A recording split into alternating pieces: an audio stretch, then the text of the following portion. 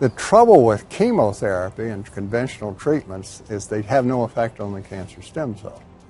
They only kill the daughter cells, the cells that are produced by it. So the tumor will shrink and they'll claim success, but you haven't killed the stem cell, so it all just comes right back. And what they found is when it comes back infinitely more aggressive than it did before. One of the problems with chemo is because when you patient do chemo, those circulating tumor cell, cancer cell that we have, once you have the primary tumor, they can mutate and they become more resistant to other treatments. Circulating tumor cells is formed from the primary tumor and also circulating stem tumor cells.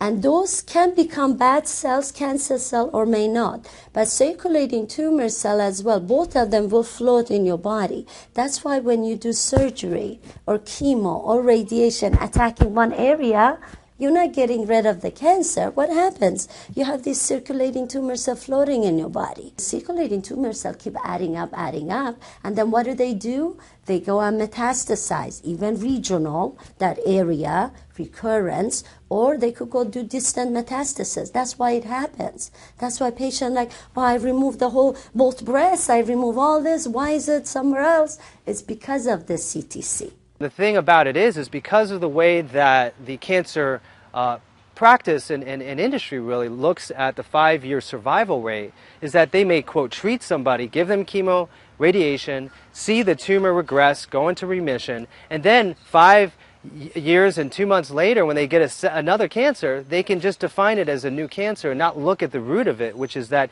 it was just those remaining, the subpopulation of cancer stem cells that were not only resistant to chemo and radiation, but were enriched, that then grew back slowly over time. Because as you know, right, a tumor or a cancer could take decades before you actually can get it to be surveilled.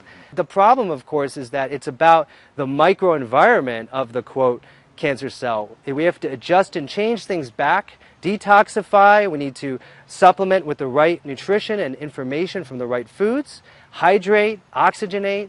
Those are all the factors that will then re-educate that cell to say, oh, wait a second, I'm supposed to do this particular job as a hair cell, this job as a heart cell. I'm not going to go become a cancer and try to take over the whole body.